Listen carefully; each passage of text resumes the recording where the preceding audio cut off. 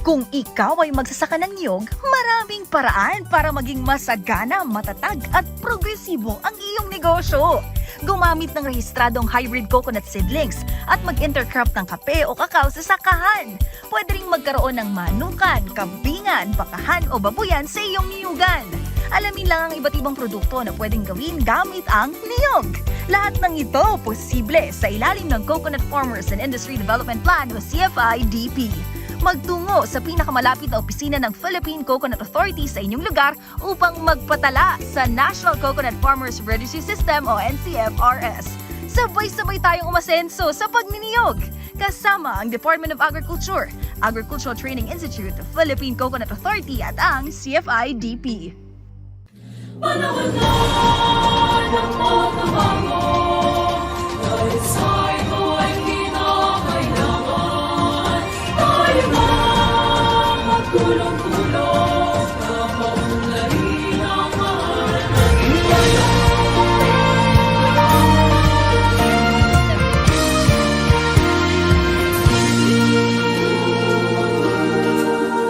Panahon na ng pagbabago, dahil sa ito ay kinakailangan. Tayo na magtulong-tulong na paunlarin ang mahal nating bayan.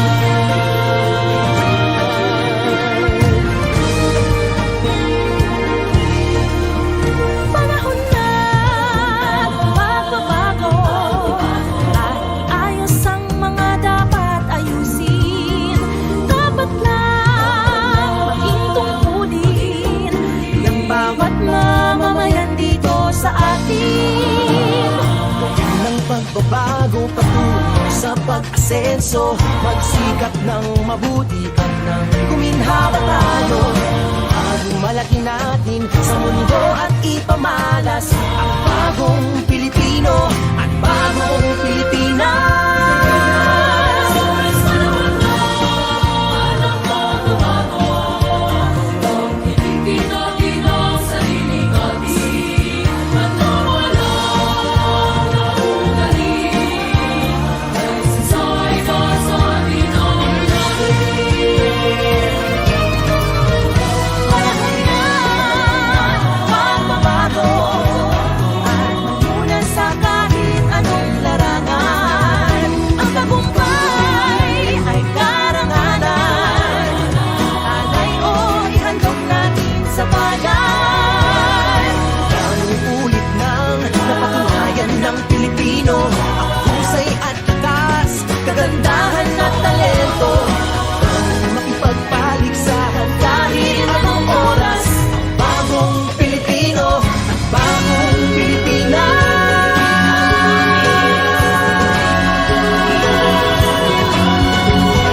Panahon na pagbabago, Buhay natin ay gawing maaliwalas. langit Magandang bukas, subunga ng bagong Pilipinas.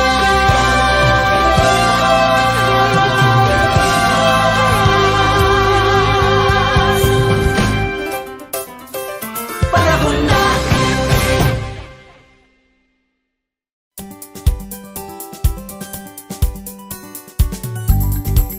Magandang buhay! Magandang ani, Central Luzon, Buhay na buhay. Ito po ang masaganang kakubuhayan, Radyo Eskwela sa Pagniniyugan. ito po ang programang gigising sa inyo tuwing araw ng Martes at Biyernes sa oras na alas 6 hanggang alas 7 ng umaga. Ako po ang inyong radio teacher Jello. At ako naman po ang inyong radio teacher, Mehmet. At maaari nyo po mapakinggan ang aming programa sa 92.1 FM RTV Baler, 100.7 FM Radyo Kawadi ng Kasiguran, at 102.9 FM Radyo Kaedup ng Dingalan. At maaari nyo rin pong mapanood ang aming programa sa aming official Facebook page na ATI Central Luzon. Katuwang po natin dito sa ating programa ang Department of Agriculture, Regional Field Office 3, Philippine Coconut Authority at ang Provincial Government Unit ng Aurora. At syempre nabanggit naman na ni partner Jello ang ating mga katuwang dito sa ating programa. Unahin na rin natin batiin ang ating Center Director ng ATI Central Luzon na si Dr. Joey A. Bellarmino, Regional Executive Director ng DARFO3 na si Dr. Eduardo L. Lapus, Regional Manager 3 ng PCA Regional Office 3 and 4B na si Sir Dennis D. Andres, at syempre ang ating pong gobernador na sumusuporta sa atin sa Aurora, na si Honorable Reynante A. Tolentino, at ang ating Provincial Agriculturist ng Aurora na si Sir Arnold A. Novicio. At syempre binabati rin po namin ang mga katuwang natin dito sa ating programang CFIDP. Ayan, sa lahat po ng ahensyang nagpapatupad nito. So magandang umaga po sa inyong lahat. Gayon rin po ay binabati rin po namin ng magandang umaga ang ating mga magniniyog na nakikinig sa atin mula sa probinsya ng Aurora. Pati na rin po sa probinsyang naaabot ng ating live streaming po. At pamaya-maya ay matatalakay natin ang good agricultural practices for coconut, kasama rin ang ating resource person na magmumula sa DARFO3. Huwag po kayong aalis dahil magbabalik po ang Masaganang Kokobuhayan Radyo Eskwela sa Pagniniyugan. Masaganang Kokobuhayan. Masaganang Kokobuhayan, School on the Air on Coconut Production and Processing. Nagbabalik po ang Masaganang Kokobuhayan Radyo Eskwela sa Pagniniyugan. Para sa ating mga tagapakinig, ihanda na po ang lapis, ballpen at papel at sabay-sabay pong makinig, mag-aral at matuto dito sa ating episode 7. Maaari niyo pong mapakinggan ang aming programa sa 92.1 FM RTV Baler, 100.7 FM Radyo Kawadi ng Kasiguran at 102.9 FM Radyo Kaedup ng Dingalan. At syempre sa ating mga followers and likers ng ating official Facebook page ay live na live po mapapanood ang ating programa sa aming official Facebook page na ATI Central Luzon. At hindi lamang dyan, Teacher Met, dahil makakasama pa rin po natin si Sir Ruel Rubion upang ipagpatuloy ang ating talakayan patungkol sa GAP for Coconut. Ayan. So, ito na po yung huling bahagi ng ating talakayan tungkol dito sa GAP for Coconut. So, wag na po natin patagalin ay muli po nating i-welcome dito sa ating programa ang ating resource person na nagmula sa DARFO3 na si Sir Roel A. Rubion. Magandang umaga po, sir. Magandang umaga sa inyong lahat at magandang umaga sa ating mga coconut farmers at sa mga magigiting nating farmers sa buong Central Luzon at sa buong mundo, siyempre. Ayan. So, andito po tayo sa huli nating talakayan. Ano po, sir? So, mga nakaraan pinag-usapan natin. Nung nakaraang episode, pinag-usapan natin yung tungkol sa farm maintenance, kung paano i-maintain ng ating mga coconut farmers yung kanilang niyugan. Siyempre, nabanggit din doon ni Sir yung tamang pag-i-store ng ng iba't ibang klase ng gamit sa pagtatanim. Siyempre, kabilin-bili na ni Sir na ang mga gamit, ang mga pestisidyo na ginagamit, kung meron man, ay dapat nakahiwalay doon sa bahay. Kasi for safety, kasi nga nabanggit ni Sir na ang coconut ay syempre, kinoconsume din natin. And isa doon sa binanggit ni Sir na yung mga inaani natin, di ba, yung mga pinoproduce, yung mga iaangkat, ay dapat pinangangalagaan. Sabi nga niya, no nakaraan ay handle with care. Yes. Yes. Syempre kasi ito ay ibebenta natin, di ba? So, ang pangit naman kung ibebenta natin na hindi ito maganda, di ba? Hindi na ito bibilhin ng mga buyers. Ayan. So, ngayon naman dito tayo sa ating panghuling bahagi ng ating good agricultural practices for coconut, kung saan tatalakayin natin yung mga natitira pa. Ayan. So, sa ating unang katanungan, ayan.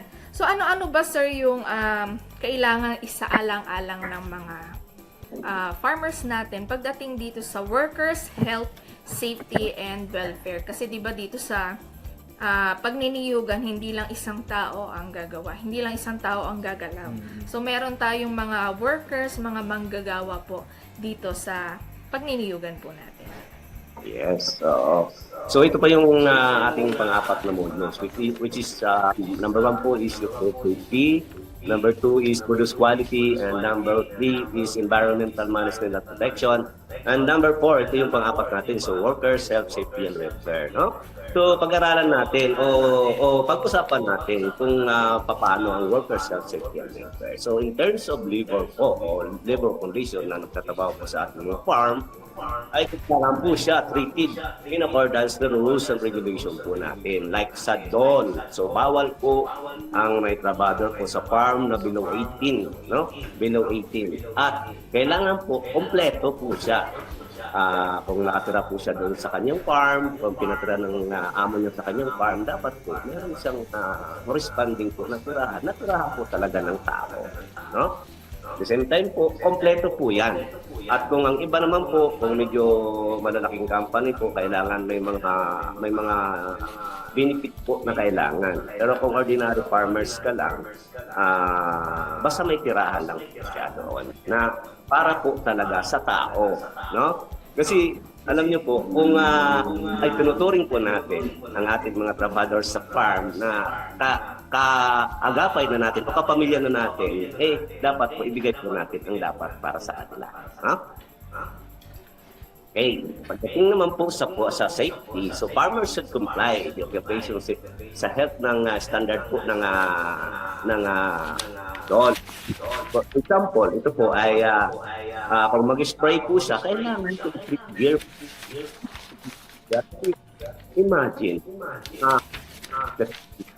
ang average age ng farmers na lang po ngayon is 53 years old na lang po. Dahil po nga doon sa hindi sila aware sa paggamit po ng mga pesticide, no?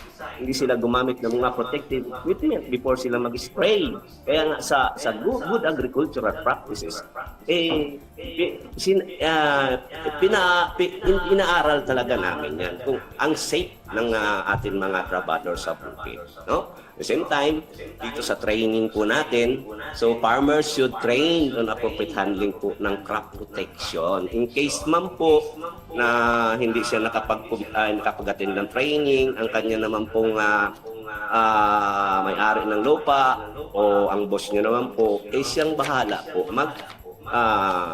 mag-supervise, no? Pag gumamit po ng pesticide. Pero sa amin, sa good agricultural practices naman po, before naman po namin kayo pa-certifyan, is mag-undergo kayo ng training. Kung bakit, ito po ay tinatalakay lahat yung mga 4 na modules na dapat isaalang-alang po ng farmers before kayo mabigyan po ng certification. So minimum requirements po ito, no? Na before kayo mag-apply ng certification, kailangan may trainings, no? Pagdating po sa handling, pagdating sa recording, at in terms naman po sa waste management.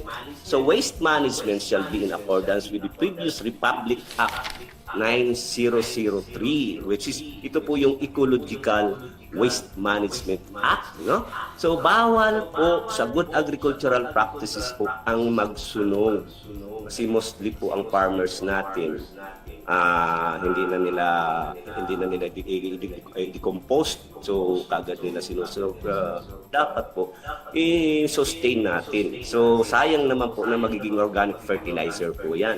Isa bibili naman kayo ng mga chemical. So kailangan po may segregation din po ng waste, no? Kailangan meron kayong nabubulok, hindi nabubulok, recyclable, no? At meron din po kayong lagayan po kung gumagamit kayo ng pesticide, meron kayong lagayan po na isang sako na doon po itatapon ang mga empty bottles, empty sachet na mga pesticide. Kasi kung itatapon mo lang po dyan sa tabi-tabi, usually si farmers po, pag tinapon po ang mga empty bottles, ang pagtatapunan po yan sa pinakamababa po na portion, no? Na kung saan pag umulan, ang tubig po tatakbo po sa portion na yon sa mababa. Kaya ang contamination ay very high, no?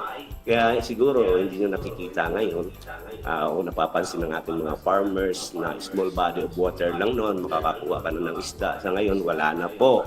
Dahil po sa kagawaan namin. Kaya si good agricultural practices po ay tinuturo pa namin yan sa mga farmers before sila magkakaroon ng job certification. No? So, yun.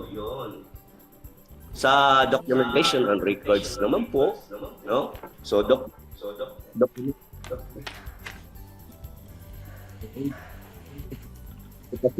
the recall of the product. So every time po si coconut farmer po, pag mag-apply po siya ng good agricultural practices po, ang tinitingnan po namin during our inspection po is yung records niyo po talaga.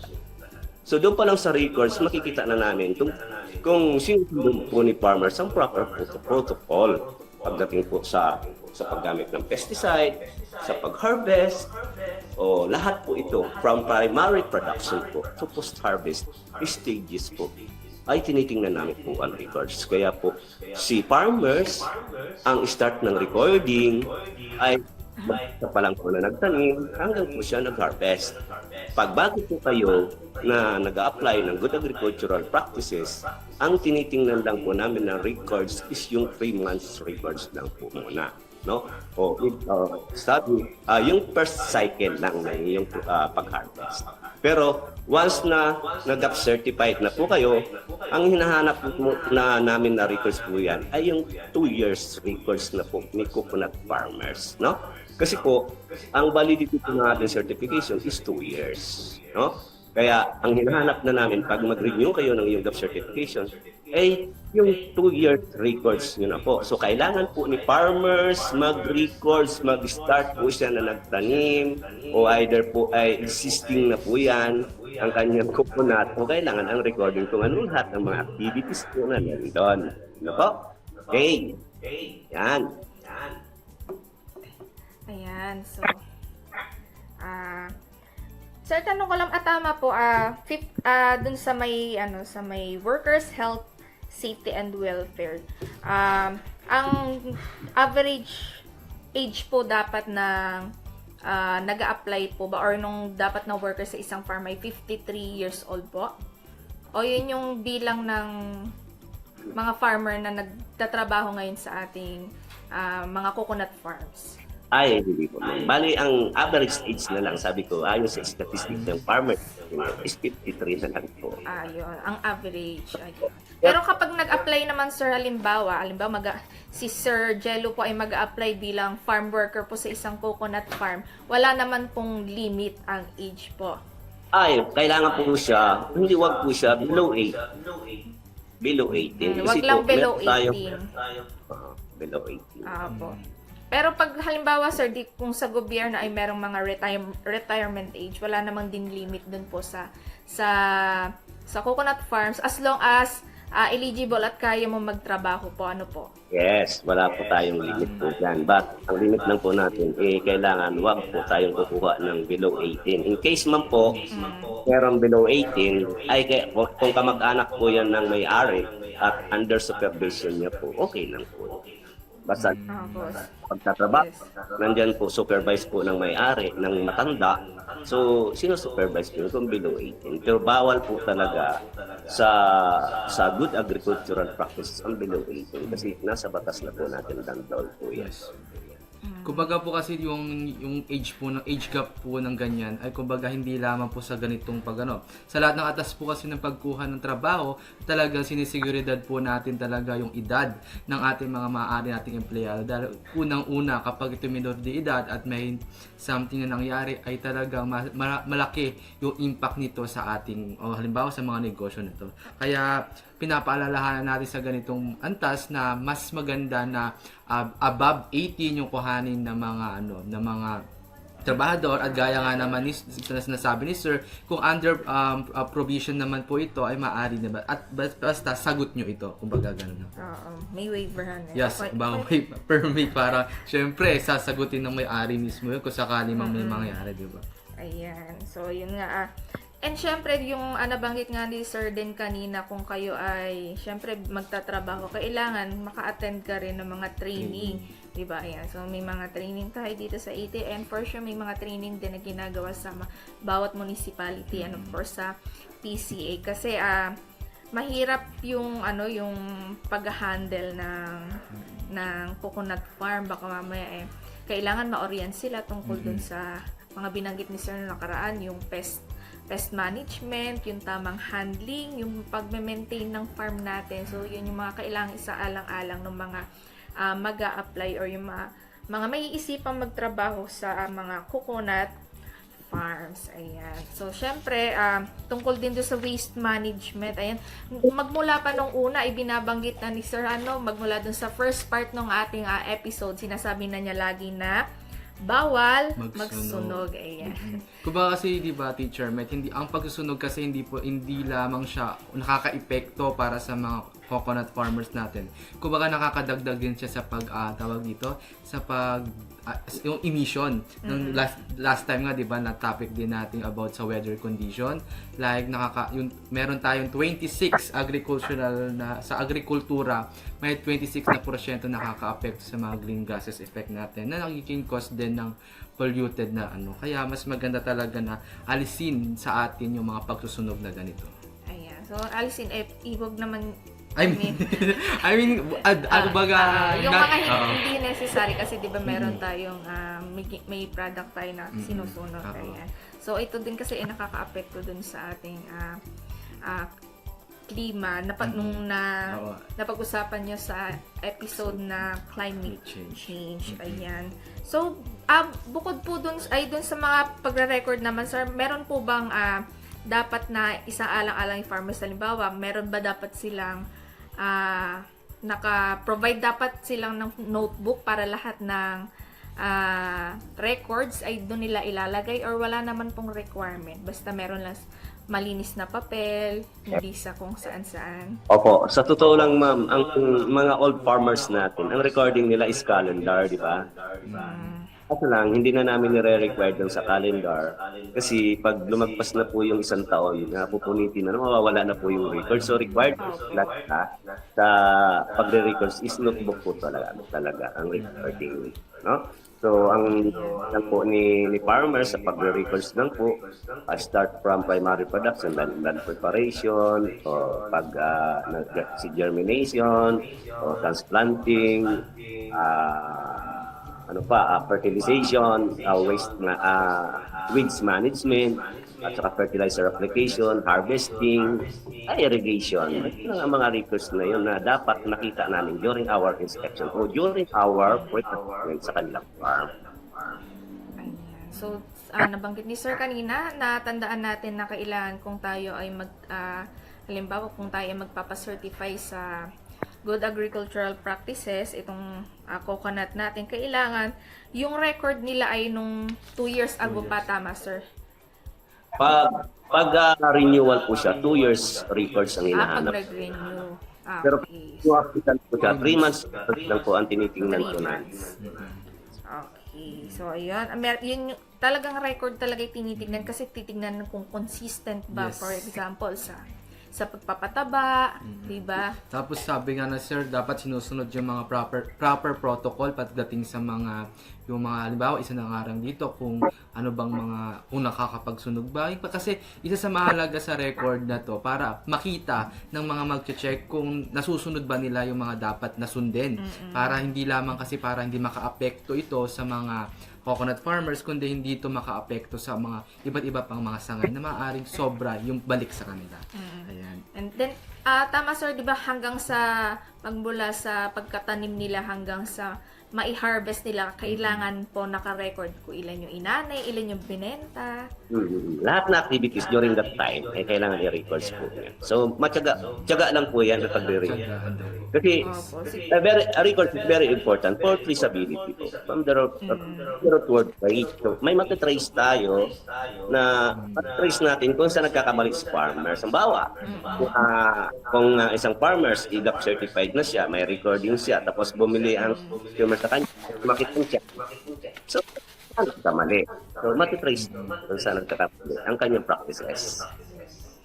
Okay, Kumbaga po pala, dapat dumadaan lahat sa tamang proseso. Kumbaga, dahil sa record na to, mapipinpoint natin saan nagkamali sila, yung mga coconut farmers natin, kung paano nga ba to masusolusyonan. Kasi, the more na meron tayong maipapakita sa record, the more na mas mapapadali natin yung ano yung mga pwedeng mga proseso para mas maaayos pa natin. Ano ba yung mga pagkakamaling nakita dito, ano maaari nating mabago o mas maging progreso pa. Yes, so hindi lang ito requirement dito sa ating GAP certification. So ano na rin to para sa mga sarili din natin mga coconut farmers natin, ayan. So Habang dito, ma'am at sir, ang pinaka din dito ay sila rin po. Like for example, October 30, may dumating po ng bagyo na malakas. So doon pa lang sa record, sana po nila doon. so pati pagdating ng bagyo, para nasa ganun, di ba meron din tayo mga insurance sa mga crop natin. So isa yun sa magandang purpose ng ating documentation ng record. Ayan. So marami-rami pa tayong pag-uusapan, ano? So ito na nga yung huling bahagi natin. Pero wag po kayong aalis dahil mababalik pa rin po ang masaganang kukubuhayan, Radyo Eskwela sa Pagniniyugan. At yan ang Masaganang Kukubuhayan, School on the Air on Coconut Production and Processing. Live sa inyong Radyo Eskwela. Ang programang ito ay handog sa inyo ng Department of Agriculture at Agricultural Training Institute. Masaganang Kukubuhayan. Nagbabalik po ang Masaganang Kukubuhayan na Radyo Eskwela sa Pagniniyugan. At para sa pagpapatuloy ng ating talakayan, so dito nga sa susunod nating pag-uusapan, ay kung paano nga ba magpapacertify ang ating mga coconut farmers sa good agricultural practices. So nung mga nakaraan nga ay binanggit na ni Sir kung ano yung mga pwede nilang gawin, yung mga dapat nilang isaalang-alang, ano yung mga pwede nilang i-self-assess bago sila magpag-GAP certified. So ngayon naman, aalamin natin kay Sir kung paano nga ba sila magpapa-certify dito sa ating good agriculture practices. So nabanggit nga ni Sir na ang pinapa-certify po natin ay yung ating crop. Ayan. Lahat ng mga consumable ng mga tao. Kasi last time natukoy natin, tinanong natin, di ba? Sir, ano po ba yung mga pwede i-GAP certified natin? Kumbaga, hindi lang siya about sa coconut. Pati ibang crop. Yeah. Ayan. So ngayon, ang focus natin ay sa coconut. So itatanong natin kay Sir kung paano nga ba sila, paano kayo magpapa-certify ng inyong mga coconut? Sino ba yung mga involved? Ano ba yung dapat nilang ihanda? So ano po ba yung mga steps natin, Sir? Okay, so nandito na tayo sa ating PhilGAP certification process. So ang PhilGAP certification po, ang may mandato po talaga dyan ay yung Bureau of Plant Industry. So sila yung nagbibigay ng certification pagdating po sa PhilGAP at kami lang po ay nagdi-disseminate ng information sa farmers with standard, with come to assessment, tumutulong sa mga farmers, mga requirements, mga protocols. Pero ang nagbibigay ng PhilGAP certificate is yung DTI, no? Under po siya ng accreditation and inspection section ng PPSSD po sa Plant Product Safety Certification. So, po ba ang PhilGAP certification? So, ang PhilGAP certification ay issued to farmers that follow guidelines. So meaning, yung mga nakaraan po natin na topics po, ang tinakil po natin, standard po yun ng coconut on how to produce para po iwas contamination, no? Pangalawa po, validate and safety and quality of the produce, no? So, ang ginagamit po natin diyan ay yung PNS BAPS 49 po noong 2017-2021 po. Ang inano na lang po natin kasi it's a generic type lang po yung ginawa natin, no? Okay, so while there is a PhilGAP certification, ang legal mandate lang po niyan, no? Tandaan po natin, nakaangkla lang po yan sa Republic Act 3611, ang ating PhilGAP certification, na ang tinutumbagan po yung food safety ng ating produce, no? So, strengthen the food safety and regulatory system of the country to protect the consumer health facility market sa access sa local man o sa international po, no? So, meaning, pag ikaw ay GAP certified at kung gusto mo mag-export ka ng iyong buko o kung ano, ang hahanapan po sa inyo ay GAP certification. No? Malinaw po yan. Like for example, yung sa ating durian, ang hinanap po dyan is PhilGAP certification po. Sa ating sibuyas, no? Sa ngayon, ay malapit na po tayo mag-export po sa Japan ng ating sibuyas. Sana, it's a big accomplishment po ng Region 3 kung isusunod na po natin yung ating buko. So, maghanap po tayo ng market to export our buko, no? So, why is there is a PhilGAP certification? So, ito lang po yun, no? So, rules and regulation of certification ng PhilGAPs for crops. So, adapt lang po natin yung 4 na modules. Dito lang po umiikot ang ating usapan sa 4 na modules lang. Yung food safety, health, produce quality, environmental management protection, at workers' health, safety, and welfare, yung mali natin topic, no? Okay, yun lang po ang 4. So, sa PhilGAP certification po, tandaan po natin, yung ating mga cocoa farmers po, wala pong bayad po yan certification. No, yan ang pinakamagandang balita po. Wala pong bayad. Pero kailangan mag-comply kayo, no? At with traceability. So sabi ko nga with traceability kasi kailangan ang recording, no? Recording can provide access to neighboring Asian countries sa market or either po sa foreign market or sa domestic market, no? So sino po ba ang pwedeng mag-apply, no? So unang-una po, pwede ka na individual farmers, pwede ka mag-apply. Pwede kang group of farmers, like for example, cooperative, association, o cooperation, o corporation. So agencies managing demo farm of the government, academy, pwede po research station, includes na rin po yung LGU, pwede na rin po yun mag-apply. Yung gulayan sa barangay, gulayan sa paaralan, pwede po yan. Pwede po mag-apply ng GAP certification po yan, no? Sa PhilGAP certification process, no, sa individual po, ang kanya lang po, mga documents po na required na i-prepare niya lang po, ang PhilGAP application form. Pero before kayo na magkaroon ng maka-PhilGAP ng PhilGAP application form, kailangan nag-under kayo ng training po, no? Training. Kung wala kayong training certificate sa PhilGAP, you're not eligible to apply kasi hindi niyo po alam ang 4 na modules o standards kung paano mag-produce ng safe kainin na coconut, no? Pangalawa, production and harvest records kasi nandun na po naka-attach po sa application yan. Yung Annex E, Annex B, Annex C, nandun na rin po yan. So, pipildapan nyo na lang po yan, no? At kung hindi nyo mapildapan yan, kung may katanungan po kayo, nandito naman po ako, nandito naman po ang aking mga kasama, ay mabilis lang naman po namin yan. Mabilis lang naman kayo namin tutulungan, no? Pangapat po, yung farm organization profile. So, kailangan si farmers may farm organization profile na attached doon sa application. Wherein, meron na rin po doon sa ating application form na naka-attach. So, pipildapan na lang po ni farmers yan. So, walang kahirap-hirap po yan, no? Pangalawa, yung farm map. Ibig sabihin ng farm map kung saan po ang iyong farm.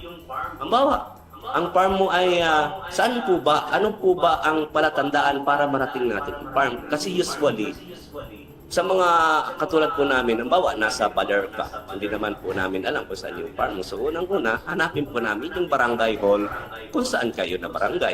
So, i-drawing lang po yung barangay hall, tapos may guhit lang po kung saan ilan liko po yan patungo sa iyong farm. Eh, pwede na po yan na farm map. No? Sa farm layout naman po, ang farm layout po, dito po nakikita natin kung saan nakalagay po ang iyong ang bahay nyo, kung saan po ang iyong CR, kung saan ang iyong storage ng chemicals, fertilizer, PPEs, tools, kung saan nabubulok, kung saan nakalagay ang nabubulok, hindi nabubulok, recyclable, kung saan nakalagay yung sako na pinaglalagyan ng empty bottles, empty sachet, at kung saan nakalagay po ang iyong source of water. At the same time, ang pinaka-importante po, yung iyong production area ng coconut. Kailangan, nandun po, makikita namin sa farm layout po yan. No? Kasi, pagdating pa lang namin dun sa iyong farm, kahit hindi na kami magtanong kung naiihip po kami, nandun na, makikita na namin sa iyong farm layout. No? Okay. Ito ang na halos nahihirapan si farmers, no? Yung field operation procedure. So meaning, although na mahirap siya, pero meron na rin akong ginawang template diyan na i-input na lang po ni farmers kung ano po ang hinihiling po doon. Halimbawa, land preparation. So, ilan ang area? Anong ginamit mo sa land preparation? Machine ba? Carabao ba? Ganun po, nandun po yan sa field operation. At sa field operation, since na coconut lang i-apply mo, isa lang po siya na field operation. Pero kung nag-apply ka ng many crops, halimbawa 5 crops, so dapat 5 field operation. Kasi ang field operation po ng coconut, hindi naman po kasintulad po ng field operation ng rice. So kailangan mo magawa ng field operation procedure sa bawat crops, kung maraming crops nilagay mo, no? At the same time po, ang pang number 8 po, yung copy of Certificate of Soil Nutrients Analysis. So very important po ang mga dokumento po na ito, no? Hindi po ma-inspect si farmers kung wala siyang soil analysis, no? At kung magpa-soil analysis naman ay dadalhin lang po nila doon sa amin office, kami na po ang magdadala sa soil lab natin. At free naman po ito, no? Unlike po kung hindi nyo sasabihin na hindi kayo nag-apply sa GAP, eh baka magbabayad po kayo dito.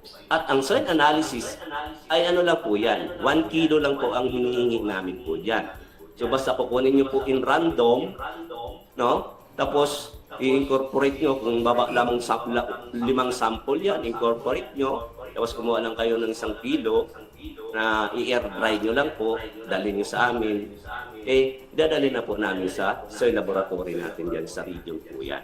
No? So, antayin na lang po natin ang result. So, ito yung pinakamahirap na mga documents na nadidelay ang application ni farmers. Kasi, ang soil analysis almost take 2 weeks ang pinakamabilis. So, kailangan air dry po ito. No? Okay, sa copy of registration, ito ang additional documents na po ngayon na hiningi po ng BPI. Ito yung RSBSA. So, kailangan si farmers, si coconut farmers, is enrolled po siya ng RSBSA. So, pag hindi ka enrolled, o kailangan mo mag-enroll sa iyong municipality, mabilis na lang po yan. So, ang hiningi lang po namin dyan, yung number lang po. Kung wala kang RSBSA, pwede naman po yung SEC, pwede naman po yung DTI, pwede naman po yung CDE kung group po kayo. No? So, copy of training po ng PhilGAP. Ito na po sinasabi. No? So, once na mag-apply ka, you must have to attend orientation training ng PhilGAP certification para mabigyan ka namin ng PhilGAP certificate training certificate, which is one of the requirements in applying GAP certification. No? At dito naman sa group certification, ang mga additional documents po, kung bawa, kooperatiba ka, asosasyon ka, ay ang mga additional documents lang po na hiningi namin dyan is yung ICTs po, which is ito po yung internal control system ng isang kooperatiba o asosasyon o isang group, no? Yun lang po hinihingi namin. Kasi ang pag-group ang in-apply mo, isang certificate na lang po yan, no? Kung halimbawa, mayroon kayong 100 members ang isang asosasyon, i-apply mo yan is group. Ang iyong certificate po ay isa lang. Ang sa likod po niyan, andun po yung mga names ng iyong mga members. But meron disadvantage po dito at saka advantage, no? Pagdating po sa sustainability po ng produce, pag may kubuha ng bulky, automatic po makapag-supply po ang kooperatiba. No? Pero ang disadvantage po dito, pagdating sa inspection po, kasi kung 100 ang members po, mag-random, kuha lang po kami ng kanilang application form. Tapos, square root lang po yan ng 10. No? Bawa, 100. So, 10 lang po ang aming i-inspect. So, i-represent po yung 100. No? So, once na itong 10 po na ito, ay bumagsak po yung isa, bagsak po yung buong 100. No? Kaya kailangan po dito, meron sila dapat internal control system kasi ito lang po yung titingnan po namin. At may sarili na rin po ang asosasyon o ang group ng sariling PhilGAP inspector doon sa kanilang loob ng kanilang asosasyon o sa kanilang group. No? Yun ang pinaka-advantage disadvantage. So, paano naman po lumalakad ang iyong application? So, nang una po, kung kayo mag-apply, susundan po natin ang proper protocol. Siyempre, kung saan po kayong munisipyo. So, doon kayo magpa-endorse po, no? Sa iyong munisipyo patungo po sa provincial office to regional office. Ganun po yun, no? So once na na-receive po namin ang application form, ay i-evaluate po namin yan, the completeness po ng application kasi yun yung sabi ko yung mga requirements. Kailangan makompleto po ni applicant, no? So once po na-kompleto na po yan, so i-encode na po namin yan sa office, encode na namin patungo na po sa BPI. So pag na-encode na sa BPI, lumalakid na rin po ang aming pre-assessment ng iyong mga farm. So ipi-pre-assess na namin yung mga coconut farmers. So kasi ang pre-assessment ay nire-ready lang namin po ang iyong mga farm sa kasi farmers pagdating po sa final inspection with BPI na po. So once na po na na-endorse na, evaluate din po yan ng BPI under PPSSD po. Nagpe-prepare na po kami sila ng inspection at magsasubmit na po sa GAPCC po yan. No? So once na po na na-evaluate na rin po yung report. So na-inspect na po kayo, evaluate na rin po yung report po ng inspector po, magre-recommend na po yung GAPCC for certification na issued po na, pirmado na po ng director. So doon pa lang kayo mabibigyan ng GAP certification. Kaya nga, during inspection, kailangan hindi tayo humantong po doon sa re-inspection. Dapat yung mga INSI lang o mga non-compliance lang po. Kasi napakabilis po i-comply ang mga may non-compliances, no? Lalo na kung halimbawa, medyo mabait ang inspector. Picture lang before at picture after, isend lang po sa kanila. Mag 100% na kayo sa ratings ng kanilang inspection. No? Kasi ang inspection process po ay gumagamit po ng checklist na percentage basis po. Either po, pag in-inspect po ang coconut farmers, nakuha niya lang po is 99.9, hindi pa rin po siya mabibigyan po siya ng PhilGAP certificate kasi meron pa siyang 0.01% na hindi na-comply. So, kailangan i-comply niya. So, non-compliances. So, i-comply lang kaagad para hindi ma-delay ang kanyang PhilGAP certification. No? So, pag PhilGAP inspection po, may process, no? Meron tinatawag kaming entrance meeting.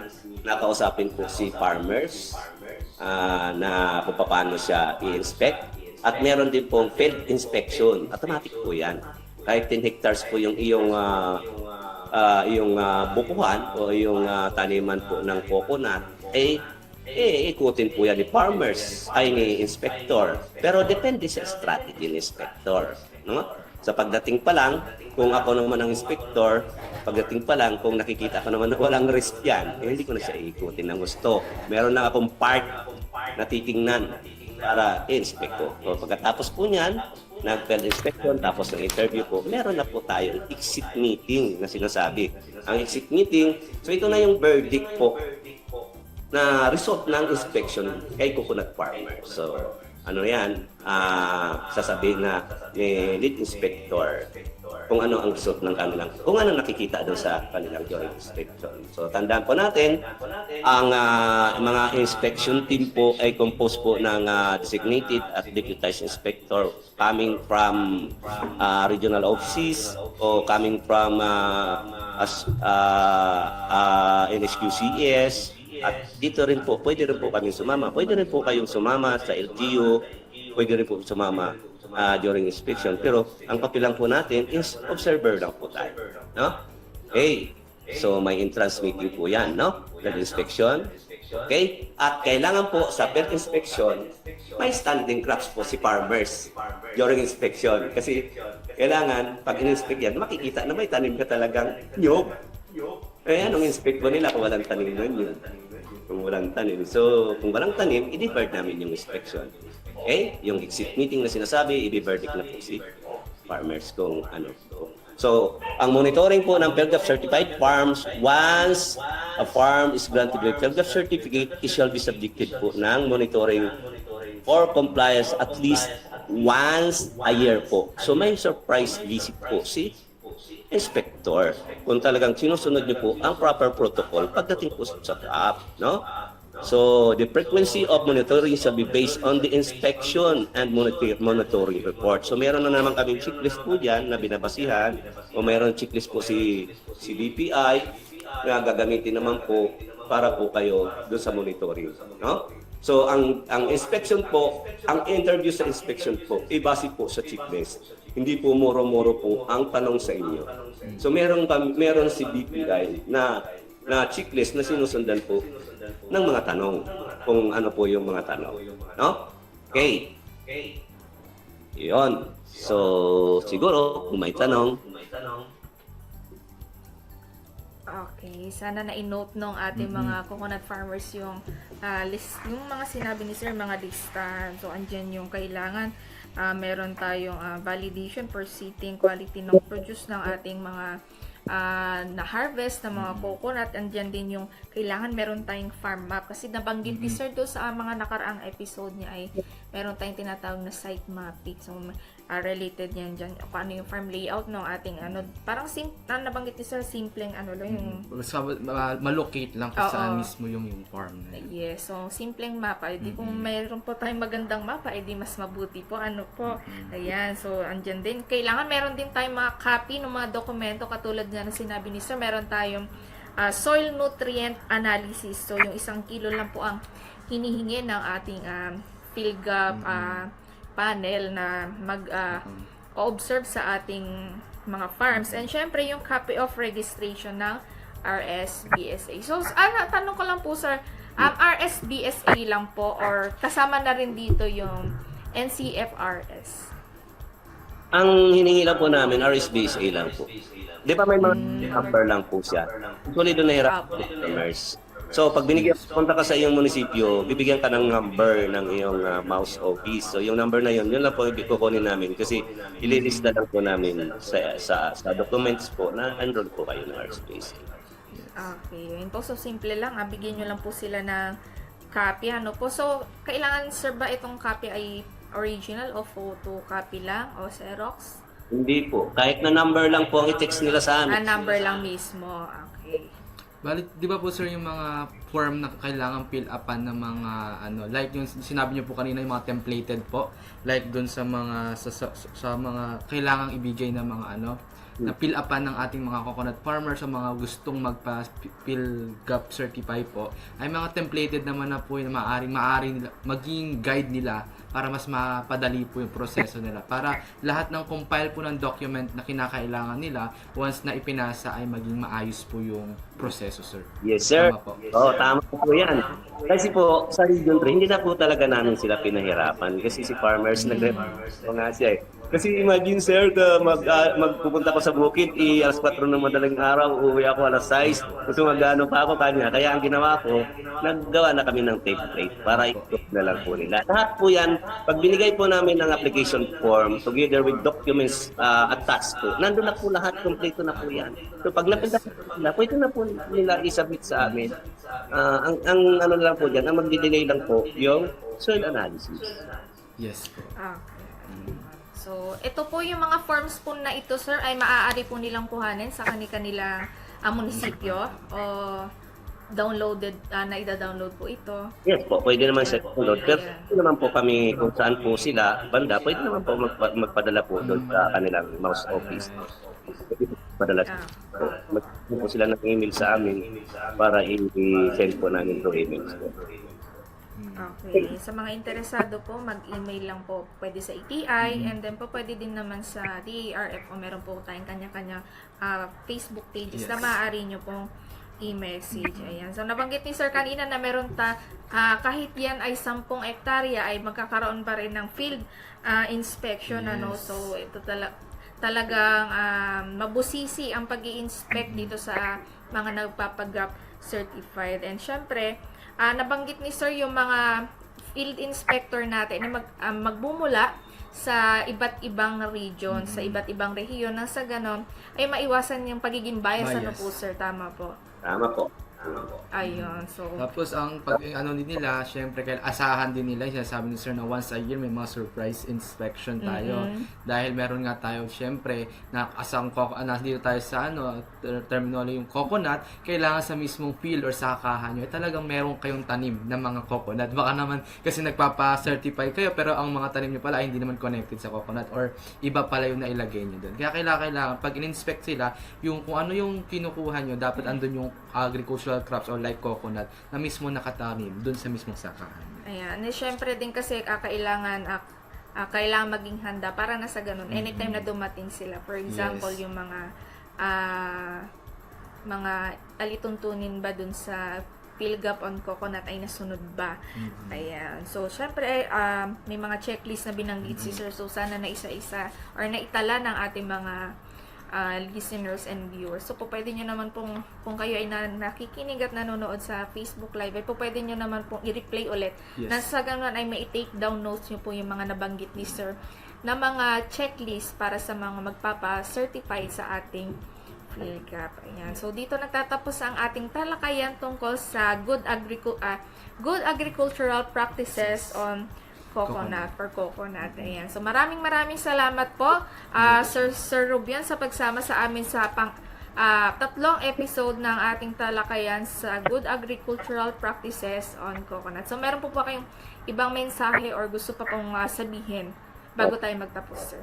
So, nais ko lang po isabi sa ating mga coconut farmers na ang Region 3 po under regulatory sa pangunguna po ni Doc Sandri Bactay po ay willing to help you to have your GAP certification.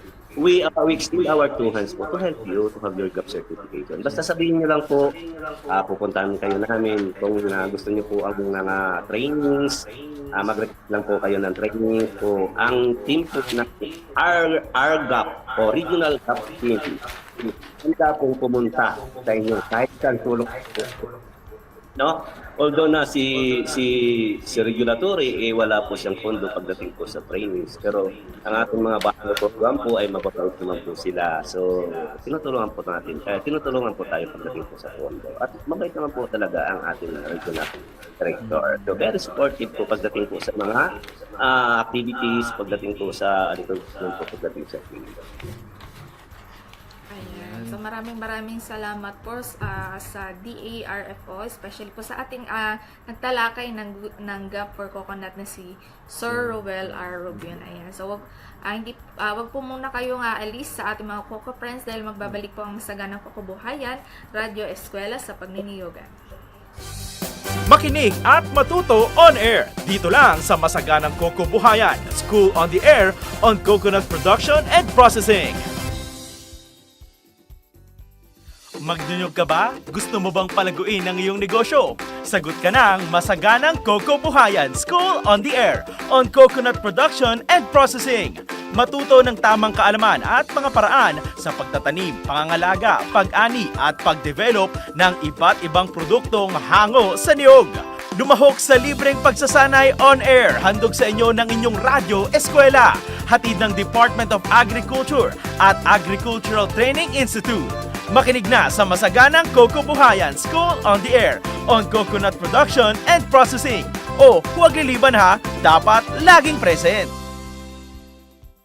Nagbabalik po ang Masaganang Kabuhayan ng Radyo Eskwela sa Pagniniyugan. At para mas maging engaging po ang ating kada episode at makasama sa aming talakayan ay nag-iiwan po kami ng katanungan every Tuesday and Friday. So dito po malalaman natin kung sino yung mga kasama natin nakikinig dito sa ating talakayan.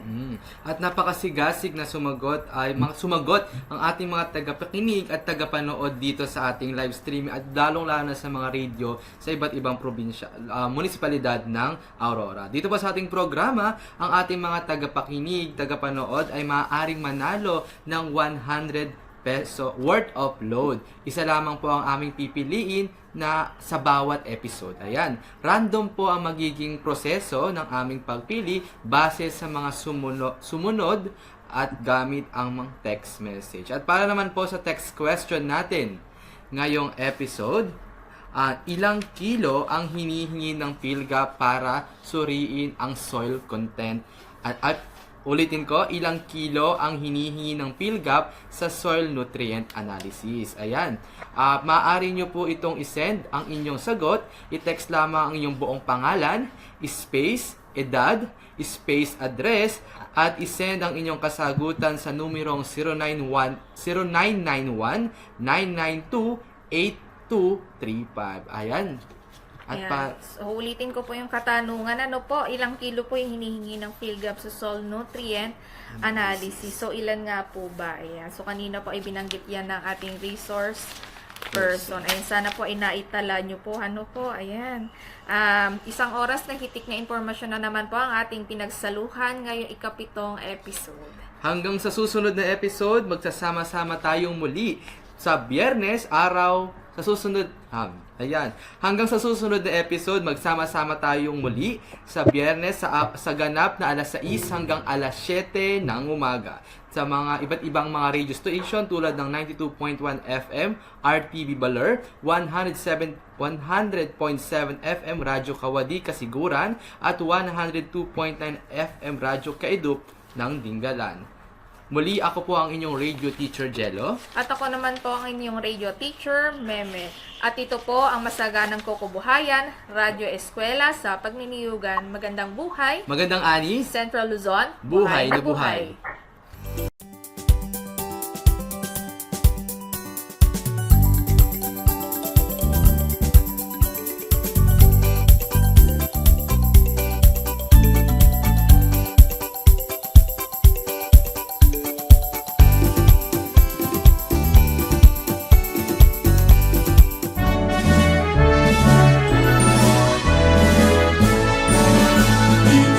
Kagawaran ng pagsasaka,